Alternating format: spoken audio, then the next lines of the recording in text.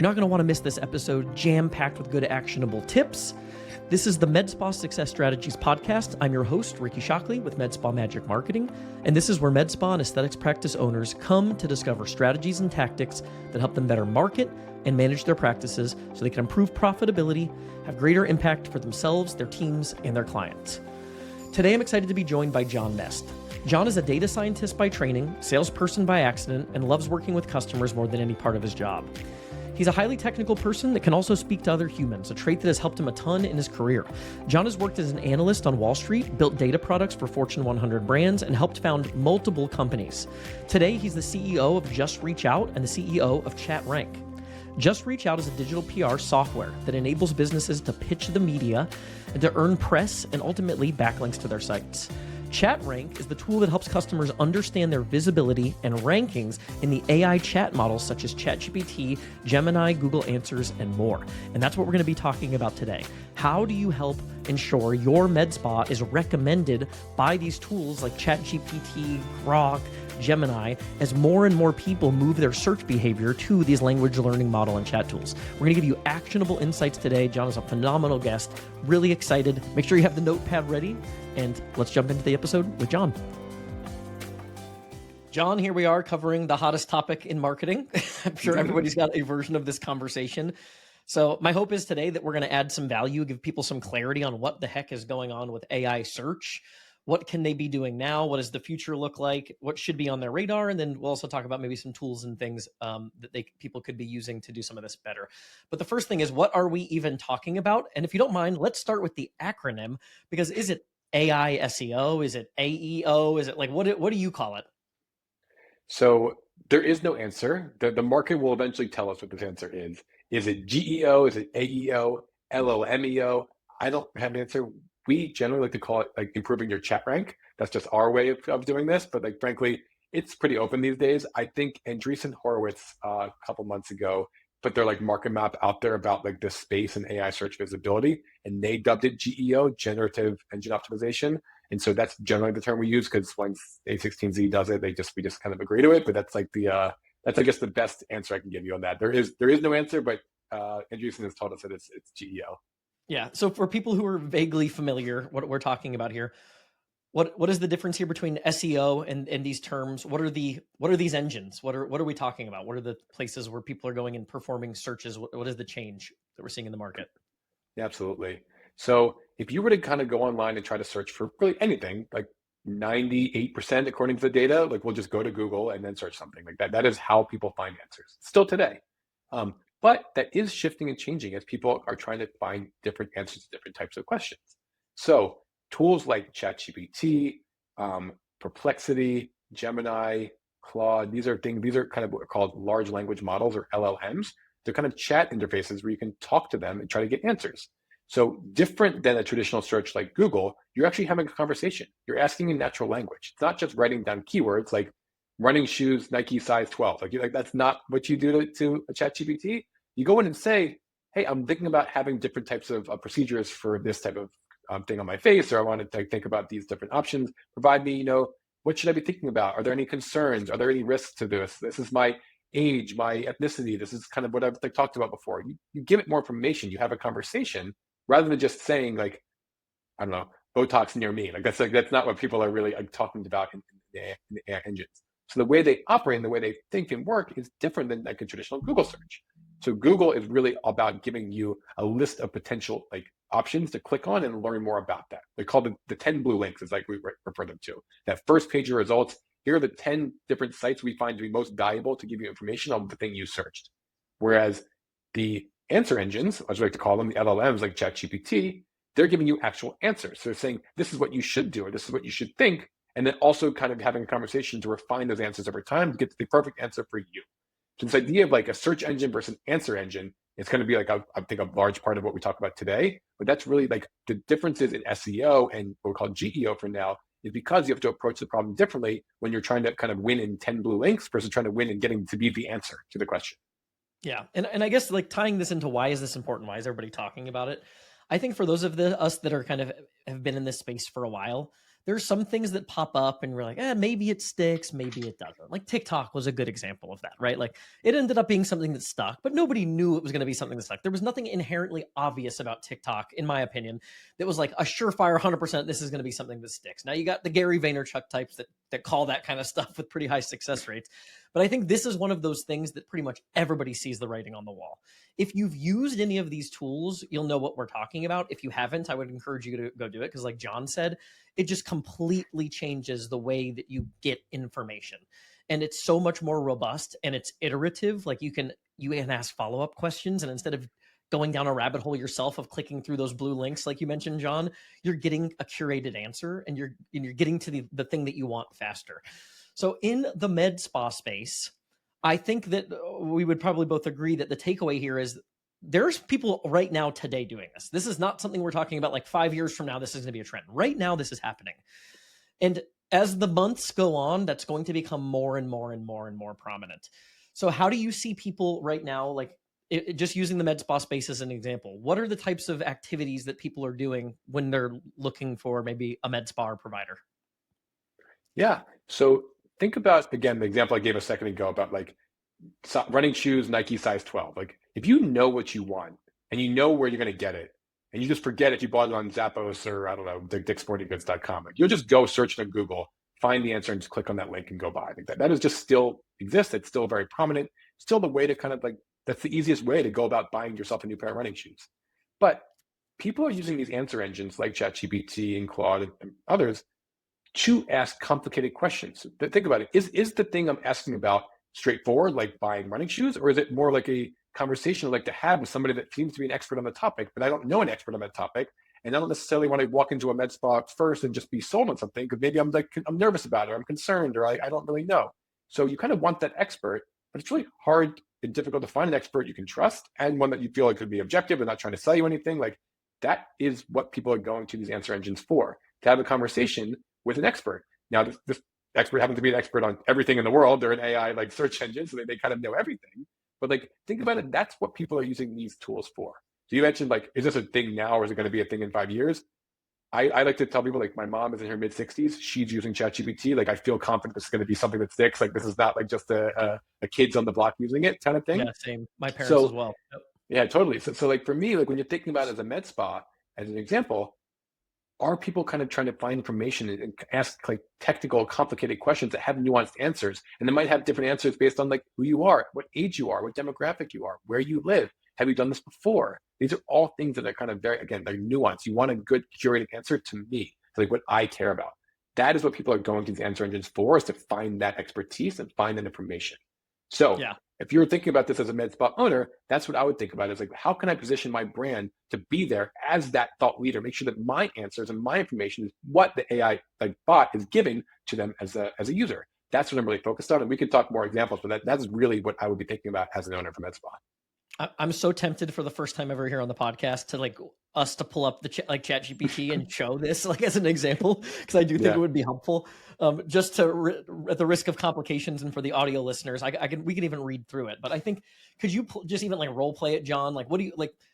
Go through what somebody might be typing in. I guess I'll start the prompt and you kind of go through it for me. So like, let's say I'm going to the ChatGPT and you said, we think of Google as kind of people have already made the decision, or maybe they're doing research on their own, but most of those searches are like, hey, where's a good Botox near me in, Atlanta? Those are the types of things people type in on Google. But with ChatGPT, that might look like, I've never been to a med spa. It's all the things that are going through your head prior to you ever even performing a search that now you're putting into ChatGPT, right? It's hey, I've been thinking about going to a med spa. I've got these wrinkles around my eyes, my forehead that sort of bothering me, and brown spots and sunspots. It seems like there are a million different options. And I don't really want, like you said, a salesperson to guide me one way or the other. I just want honest, objective information. What has good satisfaction ratings? What are people generally happy with? What are the risks and pros and cons of different things? Give me my options. And I'm a woman. I'm 62 years old. I live in Boca Raton, Florida, and I'm in the sun a lot. And I've had complications with these types of things in the past.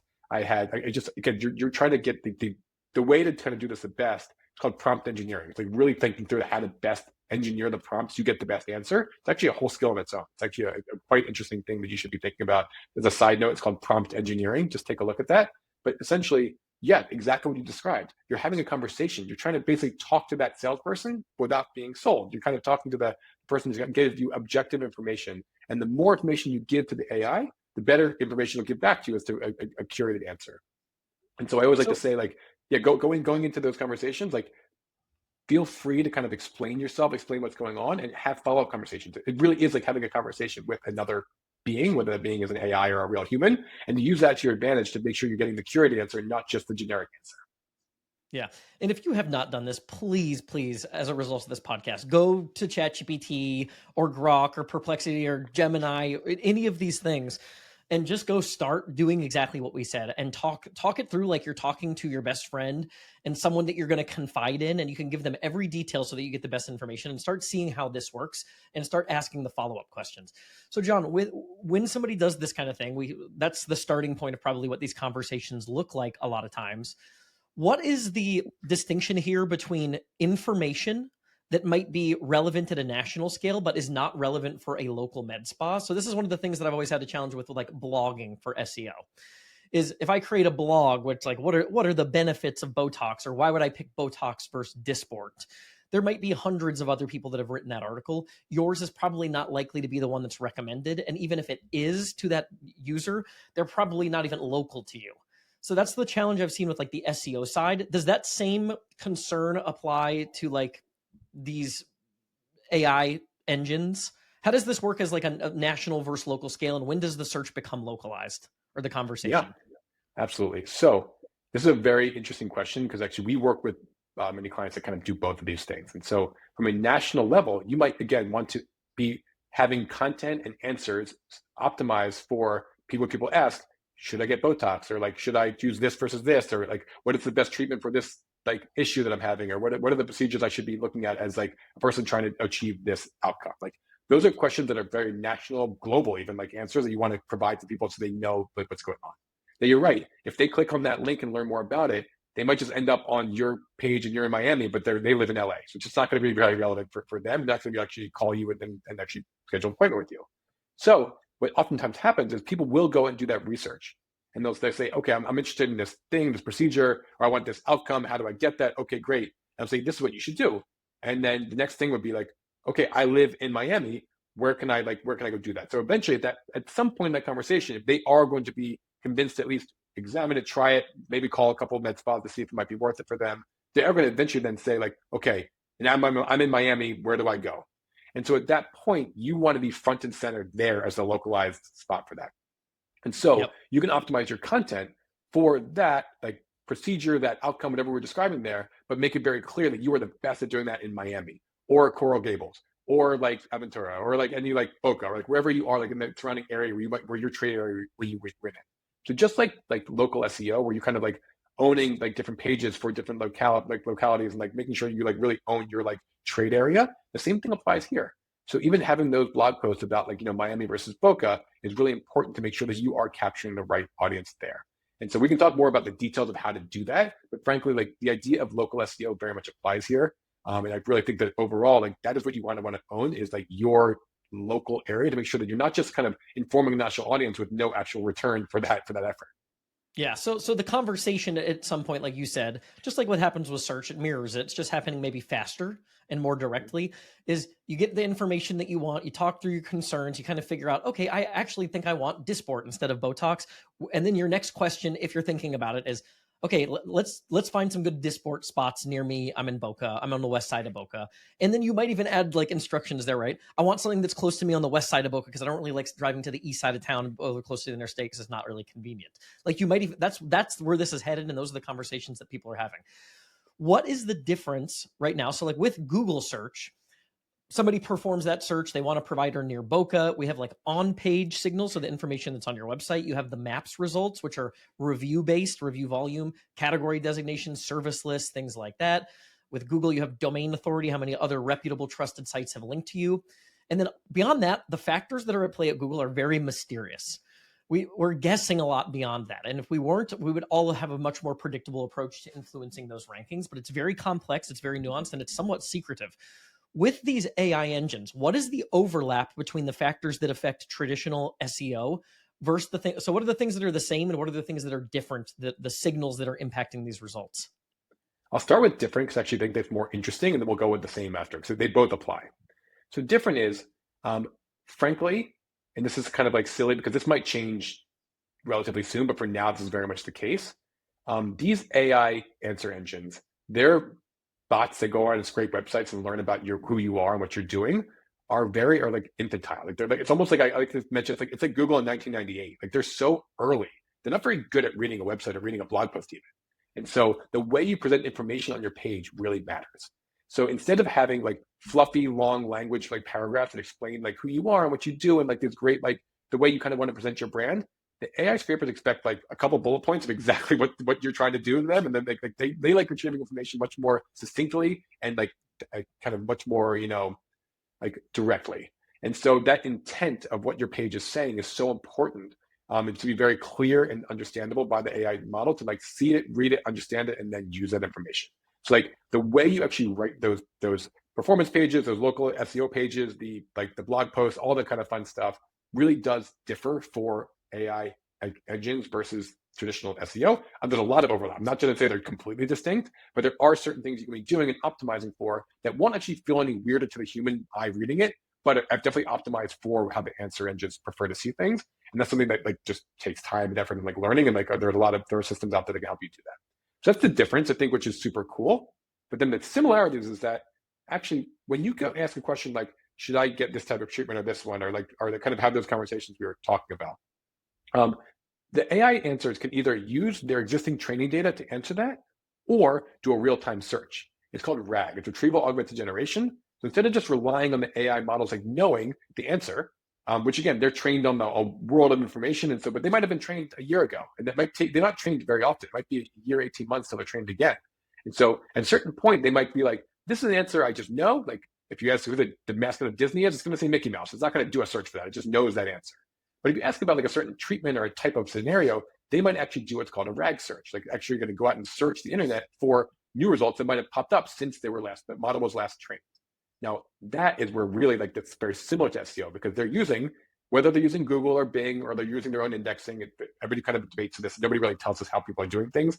It's very much, Google's going to use, Gemini's going to use Google, obviously. And like traditionally, ChatGPT with the relationship with Microsoft has used Bing. So doing well with those types of search engines can definitely help as well here to get your information surfaced. So in that way, like the way that like Google thinks about, maps and all these kind of different things, if you're optimized for traditional SEO, your localized results will probably be optimized decently well for AI search as well, because it's going to use very similar techniques. So when somebody does eventually in that conversation click, okay, I want to be on the west side of Boca, at that point, like the LLMs, the AI models will definitely not just use their training data. They will then do a live search because they're like, okay, I want to make sure if somebody opened up yesterday, I want to make sure that I can capture that. So I don't want to make sure I'm not just like relying on information from a year ago. And so in that way, traditional like SEO type answers are very much relevant here too. And so there's very much a combination of both, and like getting that right is super important for you to have that localized approach. This episode is brought to you by MedSpa Magic Marketing, my agency. We help med spas and aesthetics practices grow with more effective marketing strategies. And I know that's a vague phrase, right? It's a vague claim. So I have an offer for you. I offer this to any new prospects. If you're interested in exploring another marketing option, a new agency, or just getting into Facebook, Instagram, Google Ads for the first time, I'd love to show you why we're different, what we're doing for clients. And we can do that via a 1.5 hour planning session where I'll outline a specific marketing plan and I'll give you all of the blueprints that we would implement if we were to do business together. Now you can take that, use that on your own, hire someone else to help you execute it, or work with us. We really don't hold anything back on that strategy call. And I think you'll have a lot of confidence in how you manage your marketing investment moving forward, understanding some of the nuances that can help you implement more effective marketing strategies for your business. So if you want to do that, you can go to medspamagicmarketing.com. So with the difference in like the content, could you get a little bit more specific on that? So you mentioned that, in maybe traditional website, we tend to be maybe long-winded. There's a lot of fluff there, and AI is trying to condense the key points that are relevant to the information, the relevant information related to what the user was looking for. Practically, what does that look like in terms of a difference? Are we talking about formatting? Like you want things in bullets? You want to be more clear with like your unique value proposition? What does that typically entail? Yeah. So I'll call it the more qualitative answer, then there's the more quantitative answer, the more like specific detailed answer. So qualitatively is you want your pages to have a very, very like high intent. So when the AI scraper reads that page, they know exactly what you're trying to say. So what that means, like, again, there's a lot of like kind of techniques to get that done. But basically what they want to do is when they read that page, they want to say, okay, I now know from this page that this procedure is done for this type of use case. Like, it's just like that is like the answer. They want to be able to give a one sentence answer. So actually the technical way to do that is provide that answer is the first sentence of the page is like blank med spa does blank procedure really well because we get you in and out in 10 minutes and we're lower cost than our competitors and like our customers love us. Like just one sentence that kind of like sounds almost like a run-on sentence, but is a very like it's called a snippet. Like the AI answer could just pull that out. And so when somebody says recommend me a place, they go, oh, you should use blank med spa because they do like this. And you've actually already labeled it in your actual page itself. They don't have to read your page and summarize. They can just pull that sentence out and provide it. These AI scrapers can be lazy at times. Like these are things you can be doing to kind of like make sure that you are set up for that.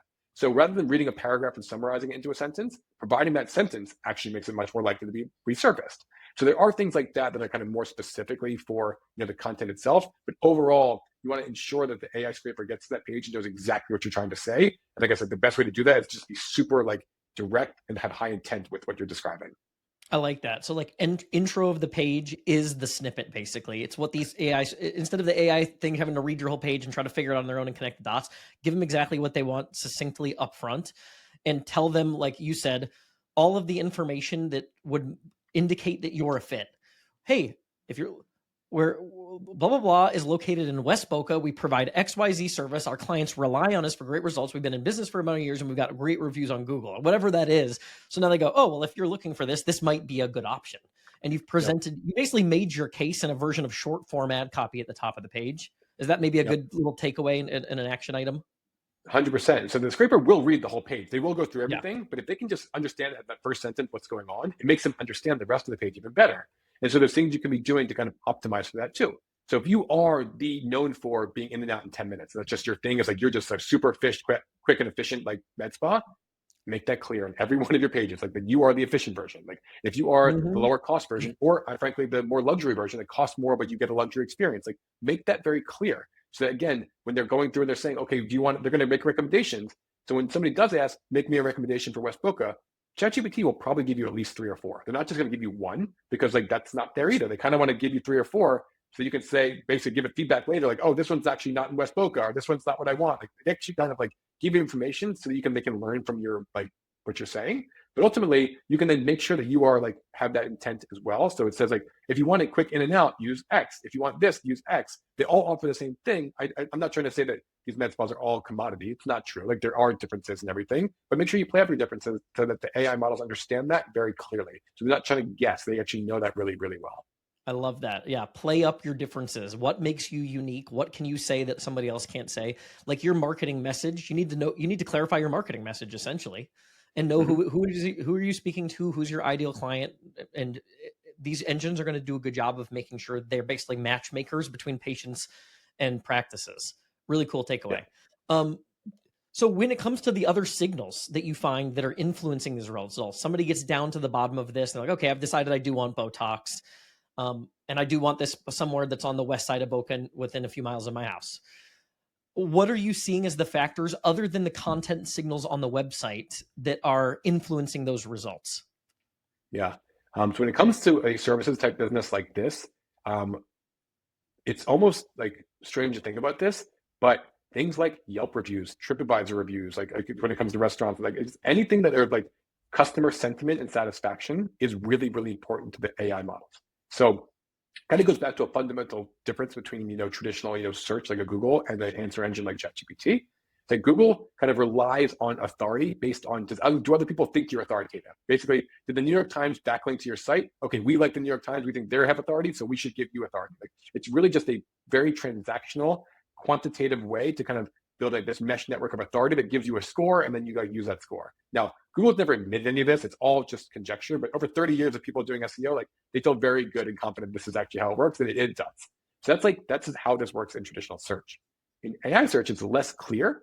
There are people that are kind of like figuring some of these things out overall, but ultimately, like the thing about the AI search is that they really, really value like user sentiment and like user testimonials and case studies and things like that give more, social proof to the answer.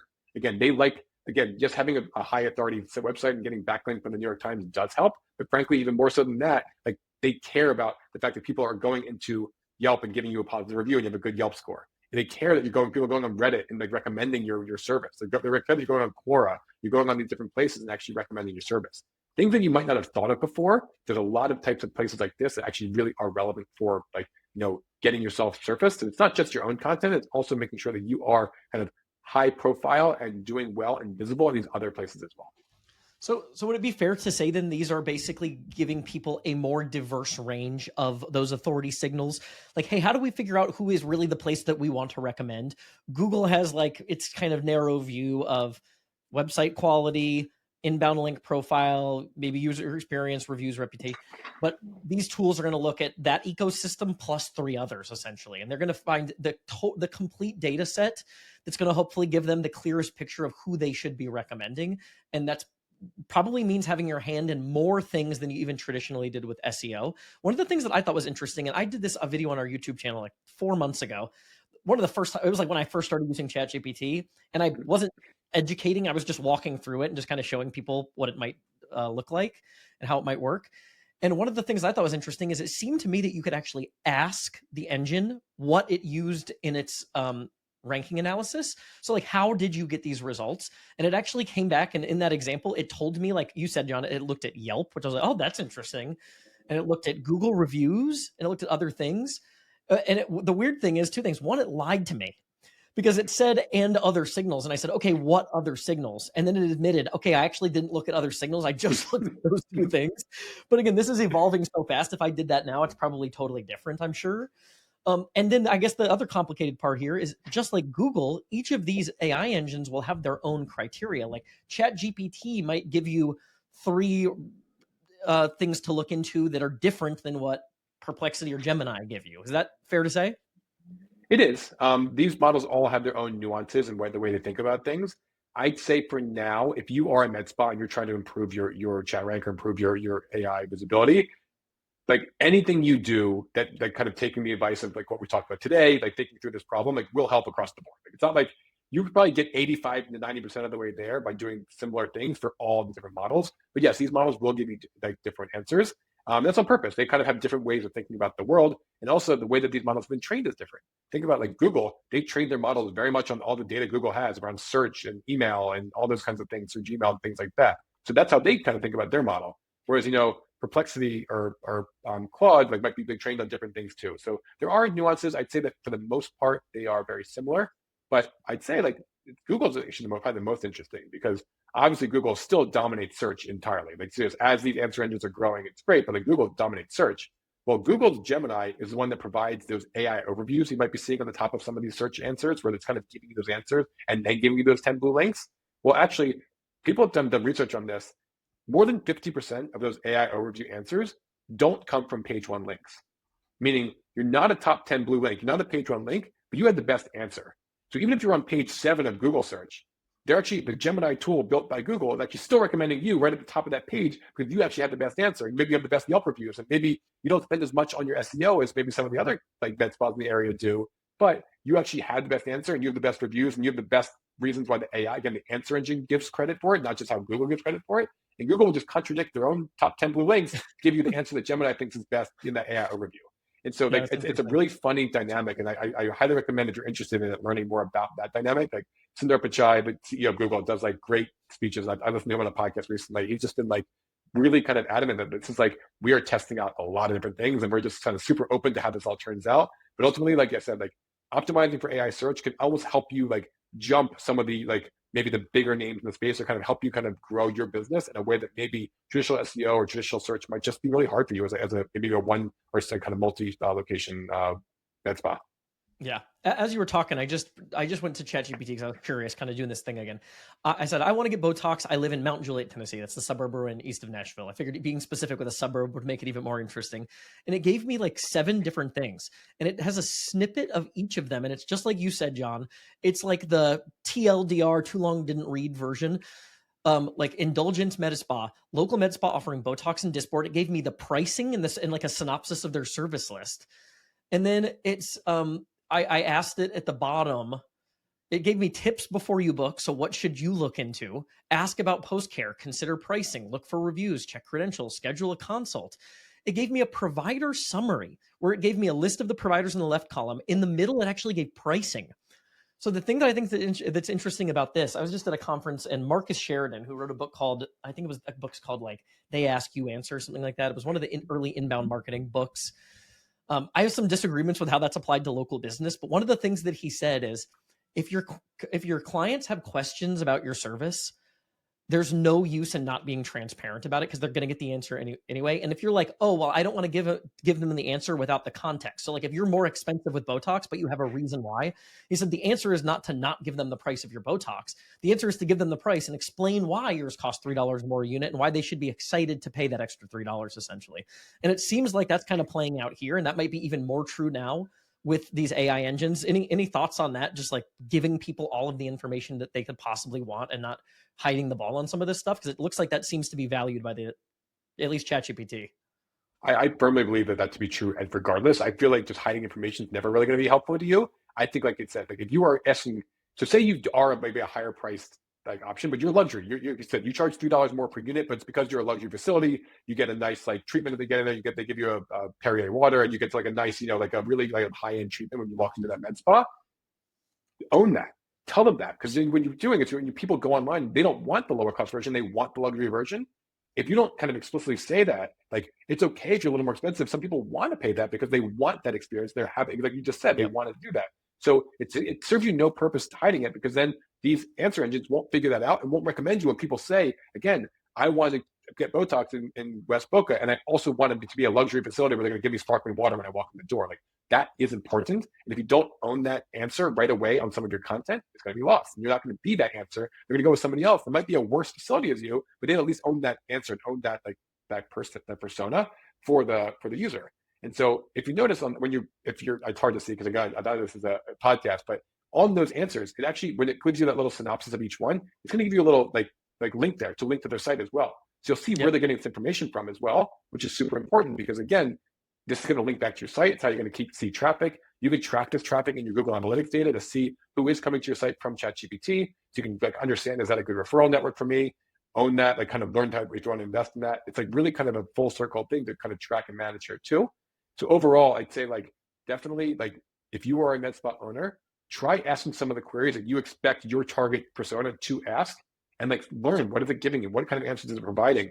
Ask it, by the way, 5 different times on 5 different days that week. Because it will give you different answers. It will hallucinate. It will give wrong answers sometimes on purpose to see what's going on. Like kind of go through these operations and see what's happening so you can understand clearly, okay, I think I know I'm the best provider in this area, but for some reason, like this competitor that is just frankly not as good as me keeps outranking me. Well, learn why. It'll actually tell you. You can ask it, why are they outranking me?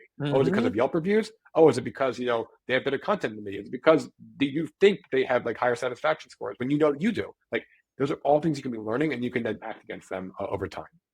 Yeah, so cool. So many good takeaways. I did ask it the follow-up question here. It gave me this list for my town, and I said, what sources did you look into to get this data? Give me all the sources you looked into. And it's cool because this might be different in every town. Every search, like you said, John, might be different. What was the acronym you use when it's going and kind of doing the task and not relying on the training? It's a RAG search, RAG, yeah. So it's doing some version of that RAG search, I'm assuming, but it tells you it's looked at Google reviews, and this might evolve. So you probably need to stay on top of this. Like right now, it looked at Google reviews. Maybe at some point it doesn't decide to use that. It looked at bird eye reviews, weirdly specific to me that it was looking at bird eye. It looked at a website called bestprosintown.com. Super interesting. Like that's a directory I've never really paid attention to. Like if maybe I didn't with Google, but maybe now that I know ChatGPT actually is pulling that, if that's the case, at least in my town, and that might not be true if John searches into his town, then that's something to keep in mind. And you can ask, I love that you can ask it, why did you recommend them instead of me? And it'll tell you, and it'll give you the homework you need to do to make up the ground and hopefully like be there in the recommendations list. So I think these are a ton of cool takeaways so far. Like the things that I'm trying to recap it for the audience in live time here. It's be succinct and clarify your marketing message. Who are you speaking to? Why would people choose to do business with you? Make that crystal clear on your service pages. So when people do make that decision to go to ChatGPT or any of these other tools and ask for the recommendation, you're giving them the AI the answer that doesn't have to go digging for it or trying to figure it out. The next thing was do this exercise yourself, figure out what is showing up and what you need to do to make up that ground, what is actually influencing the rankings. The third is be transparent in the information on your business and make the case. If you have something cool, like you said, John, if I'm the luxury med spa, but I just say I'm the luxury med spa and I don't really explain why, I'm missing an opportunity.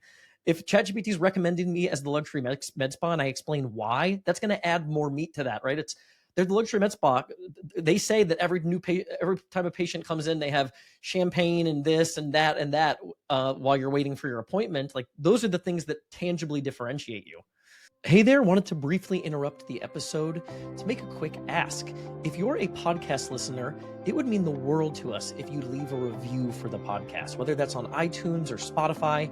It's something I hadn't really remembered or thought of asking for, but it does help us show up more frequently so that we can reach more people with the information that we're providing. So it would mean the world to us if you'd leave a review on iTunes or Spotify, if you're listening on audio.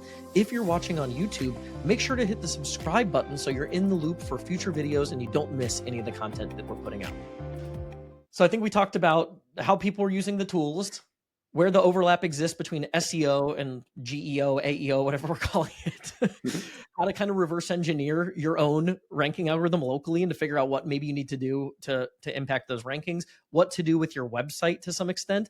It seems to me like this is just like an evolution of SEO. I think some people are talking about this like it's fundamentally different. And I could be wrong. Let me know if you disagree. It seems to me like with SEO, we were trying to figure out there's this tool, Google, that recommends businesses.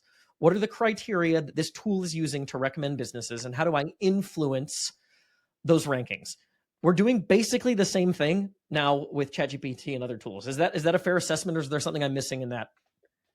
You're spot on. Like people that say SEO is dead, it's wrong. Like the SEO is still very relevant because optimizing for these like places where people find information is the most important thing. The main difference being that search engine optimization, so being a search engine, is going to give you like a certain type of answer, whereas being an answer engine, like kind of like what the ChatGPT is, it's going to give you an answer. So you optimize for different things based on whether you want to kind of have your page high up on this like list of potential ways to get the answer versus just being the actual answer.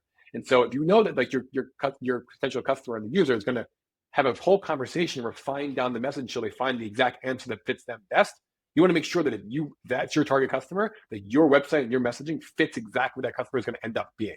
And so like in traditional search, like SEO, you might be thinking about more broadly, how do I make sure my med spa is relevant and aware by like the whole world? But basically like in this instance, you might only like care about the exact customer you're going after. But if you own that customer, you will win the answer engines because you will always be the answer for that customer when they refine down to West Boca luxury med spa with champagne and in and out in 10 minutes. So like if you just like nail that, you will always be the answer because nobody else is going to own that. It's too niche. So you're going to win in there. And people do refine their messaging down to that, like kind of expecting that overall answer.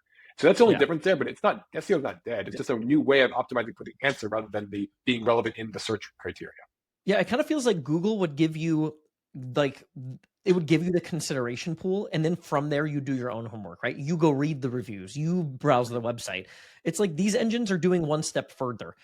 Whatever your next homework would have been with Google when you got your consideration pool, they're going and doing that for you, especially when you're good at feeding it the criteria, like you said. And I think that that's the thing that probably will change dramatically in terms of like user behavior is people will be way more specific because they know they can be once they learn how to use these tools, and everybody becomes some version of like a prompt engineer. It's going to be a skill like just everybody has. We're going to reacclimate to how we perform searches and look for information with these tools. And it's going to be that. It's going to be, I'm in West Boca. I don't want to drive far. I work during the week, so I want something that's got after hours availability. I'm looking for something that's high end in terms of like reviews and experience, but also has a fair price point and is not going to have an issue with wait times. I also kind of want one provider I can stick to, so I don't want to be bouncing providers. Can you find me the place that you recommend? And there's so much specificity now to that search that, like you said, owning your niche and speaking specifically to the person that's like, hey, you just described exactly what we're going to do for you. In a local market, you're not going to have 7 med spas that check that box. So really clarifying your marketing message and knowing who you're talking to. The other thing that I was kind of thinking about, just to try to like boil this down a little bit, it seems to me like this still is, there's two versions of information here. It's what do you say about yourself as a business? And ChatGPT or these engines are using that. Like, so what you say about your business and the claim that you try to make is part of this equation. And then what do other people say about you? Is that a fair summary? It's what do you say about your business? what are other people saying about you, and is there alignment that we can feel comfortable with? Exactly. So the way Google search does this, and traditionally, is to that backlink profile, the authority scores they provide for you. So it's like, do you have authority based on your page one link? If you have a certain authority score, just purely on like, is your website highly authoritative to answer this question? They have an algorithm to do that. That is like I said, a very quantitative thing. The answer engines, they're more exploratory. They're more open and meritocratic in like their way. So they will give you the benefit of the doubt, even if you don't have the highest authority score. But they're also going to then say, okay, how can I like kind of get that social proof of that authoritativeness? Well, I'll do it by looking at reviews and looking at like other places referring to you. And like, it doesn't necessarily need the backlink. It doesn't need like the actual hard like link that Google users can like use like to actually feed their algorithm. They're just looking for, if I scan these review sites, you mentioned those review sites, some of them you never heard of before. Like, Yeah. again, it's bizarre. Like you might think this doesn't matter, but if the answer engine is telling you this is what we're using, go Yeah. and reach out to them, make sure you're highly like motivated there. Tell your best Mhm. customers to go leave reviews on those sites. Like, this is all kind of important so that these answer engines get that kind of authority, like authoritativeness, or this kind of like way to score you. That's not just traditionally like how Google does it. So they usually these more, meritocratic methods to find that social proof, not just, a traditional like backlink profile. Do you think it's fair to say that each evolution of search, it just gets us to a point where it's less about tricking these tools? Like, I remember when I started in SEO, the agency that I worked for, this is like 2011, 2012, you'd outsource like their SEO work to India, and it was working really well because you could just game the living crud out of the system. Like, you could go spam your link on other people's blogs, and that would count as a link that passed SEO value, and you could literally rank just by doing that enough at a high enough rate. And the changes that happened since then, the last 13 years, have basically just kept getting it like evolving to the point where they're just getting better at actually finding the truth. And there's transparency around this. Like, even think about that with Google reviews. Google reviews was one of the first real internet-based layers of clear transparency. Like, this business can say what they want to say about themselves, but what do other people really say? And it added transparency around the truth. What is the reality of how this med spa is positioned and what customers think? Does it feel to you like this is just a deeper evolution of that? And it's not going to be, yes, we know there's still optimization tactics at play. Like, you have to be in the game because there are factors that influence the recommendation. So you have to be proactive about influencing the factors. But they're getting better at actually just finding the businesses that deserve the recommendation. And if you don't earn it, you're not going to get it. Like, they're just, the more data, the better data. These engines get better at actually providing a transparent, truthful answer. Yeah. So the advent of AI, like a few years ago, even has like transformed this even further. So Google now today, like they're fully onto these like games of like link farms and providing like everybody giving each other links and all this like stuff. Like they're so past that. So, I mean, not to get too much in the weeds, but if you have like 20 DA25 like links on your profile, that's not nearly worth like one 60 DA link, because they know that somewhere between the 60s, 70s, like sort of like they know that's like more of a like a authoritative link, and they know that that's just not just somebody farming it out. They like feel like that's a really strong like local newspaper or local blog or thing that they can actually trust and feel good about. So like they've kind of caught onto these games of like just padding your stats and like filling up your like profile to just like kind of keep going up and up. So they've kind of tailored their algorithm to this entirely. AI is the same way. So like there are tools out there which will sell you on, hey, we'll produce 50 pieces of content per day, AI generated, stick them on your website, and like you'll just start ranking better. Like, yeah, you might work for a day, you might trick them for a day or two, but they'll catch on to it immediately. They catch on to the AI generated content, and you're just going to be hammered for it. You're going to like go to zero basically for that. And so I always tell our customers or people when they talk to us, they ask me advice on this. I always say like being truthful, like and authoritative in your writing and what you're doing and how you're presenting your brand, and having good customers who will then go leave you reviews, like that is still the fundamentals that will help you win in this world. You're not maybe you can trick it for a week, maybe you can trick it for a month, or you can like keep trying to trick it. Like that's not a sustainable long-term solution. It's like we don't recommend doing that. But we always tell people is like just actually go out and write good content. So if you want to like actually win in like the West Boca area, write a blog post that like it's called like here are the top 5 med spas in the West Boca area, and explain why you think you're really good, and explain why you're like your competition like might be good too. Like, hey, they're great because they're just a low cost option, and like it's almost like a backhanded compliment because you're like, hey, like I'm the luxury one, they're the low cost option, but like by doing that, like you're just telling, like you're giving really truthful information. You're providing not just like a we're great, everybody else stinks. Like you're providing real information. If you do that and you do that really well, the AI models will find that page, read it, match it against other pages, and like, oh, they are the low cost option. They were truthful about that. Like, oh, they are this. They were truthful about that. Like they'll find that one article to be highly authoritative. they'll give it a really good score in their like branding or score, however they think about this. And then every time somebody goes on and says, I need a med spa in West Boca, it's going to reference that piece of content and say, okay, well, this is who it is, this is who it is, this is who it is, and use that. It's like, that is something that you can do as a brand. Like, you're not lying, you're not tricking them. You're just explaining, like, really, like, we know this space really well. We think we're the best, so here's why. And then we talk about that. And your competition can do the same thing. But ultimately, that kind of content really does work. The AI models are getting much, much better at figuring out spammy content and AI generated content, things like that. Have someone in your team sit down, write an article or write a product page or write something that kind of describes who you are, what you do well, and kind of just be truthful and like know that like as a human, like what we do. And I promise you that is your best chance to sustainably long-term win in the space. It's not tricks and games. It's not, it might, like I said, it might work for a week. It's not going to work long-term. Yeah. Cool. Anything else, John? I'm excited to actually talk about your businesses and what you all are up to because I think it's really cool. Any things you want to add to wrap up this conversation? I think it was awesome. Honestly, it was a really cool interview. I hope everybody got a lot from this. I did. You have some clarity and some homework here. Anything you want to add that we didn't cover? It kind of does a summary of some of the things we already talked about, but basically, like, don't be afraid to just go explore this. Like, people always say, like, I'm so overwhelmed. I've never used ChatGPT before. I don't know what to do. Like, I'm just, it's AI. I'm so not technical. Like, none of that applies. Like, I promise you, go to ChatGPT, open up a console, just like start searching. Just say like, hey, like I'm looking for med spas in my area. Just like search, try to find your med spa. Try to like just get answers to why. Like, again, it's kind of fun. You'll get like the hang of it pretty quickly. You don't have to be an expert on AI. You don't have to like feel weird about it. Just like go in there, try it, and like see what it says, and then take some action for it. Go write a blog post. Go update your product page. Go change your About Us page. Like whatever it takes or whatever you think might be helpful for you. Just try something. See if you get results. Like see if you get something. Have in your online intake form or your intake form in store or in your med spa. When they say how do you find us? Google, Yelp, whatever. Like add ChatGPT or like add an AI model, like an LM It's onto happening. that. If Like you don't list. think it's happening, you're denying reality. It is definitely Exactly. happening. So just like my recommendation is try it out, like try exploring it. You don't have to like write 100 blog posts or optimize for perfectly tomorrow. Just try it, like learn about like your space and your area, your industry, your local niche. Write a blog post or like kind of write something on your website about it, and then change like add a little like question on your intake form. Like, where'd you hear about it? And like just list ChatGPT as one of the answers. Like that is it. Like just try that. It'll take you, I don't know, less than an hour to do what I just described to you. And like I promise you, like just start there, and if you see results, great. If you don't, like try it again. It's really just like small steps can go a long way here. Yeah, I love pro tip as a ChatGPT user, the voice mode too. Like I think that can help you if you're not used to using these tools.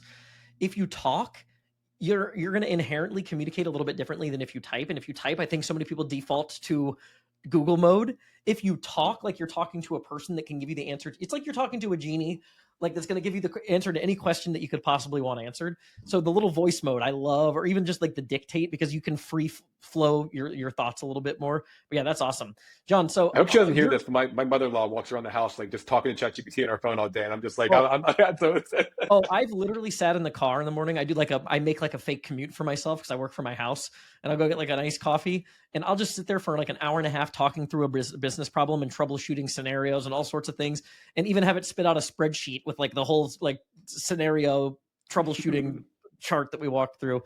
But cool. I want to talk a little bit about your businesses now, John. Tell us what you are up to, and the tools that you all have built, because I think there's some really cool stuff here. Yeah.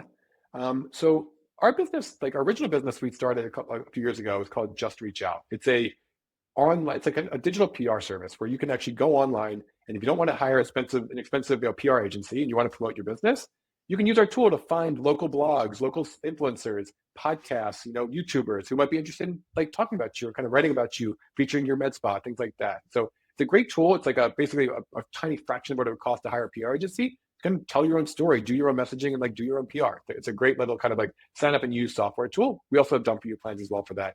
And actually, I mentioned that because digital PR, getting mentioned, getting in the local paper by influencers, like we mentioned it. These all matter. These matter even more so than it used to in like traditional search, and that like getting that social proof and getting people talking about you is really important. So that was the original business. It's called Just Reach Out. You can find us at justreachout.io. Now, how to leave the ChatRank is last summer, we were in this situation where our core search terms, things that we were like really owning and winning customers with for our business, basically went to zero overnight because Google stuck an AI overview on the top of our core search terms. So we got like hammered with traffic like reduction overnight by this AI overview kind of like usurping all of our like our number one blue link and our ad and everything else. And we were like, oh crap, like what do we do about this?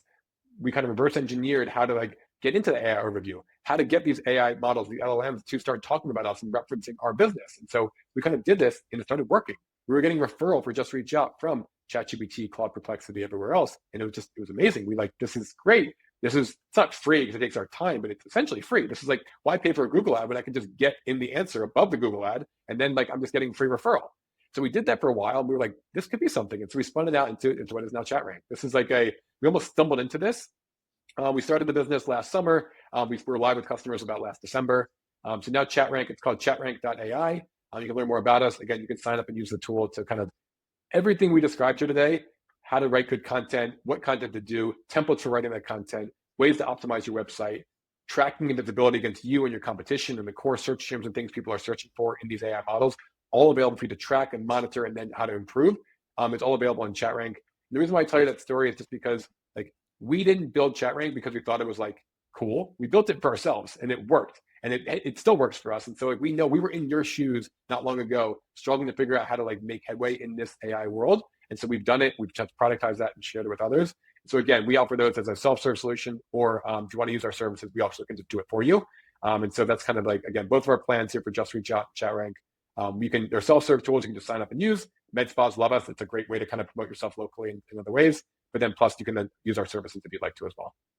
Yeah, super cool tools. I had a chance I was like clicking around and stuff when we talked last. So definitely go check those out. We'll make sure all of those are in the show notes. This was an awesome conversation. Thank you, Jon. I appreciate it. Thanks for coming on the podcast.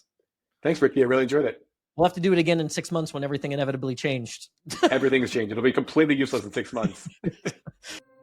Thanks everyone for tuning in. This podcast is a production of Med Spa Magic Marketing. If your med spa or aesthetic practice is in need of digital marketing services, help with advertising on Facebook, Instagram, Google, lead generation, and booking more appointments, please visit medspamagicmarketing.com.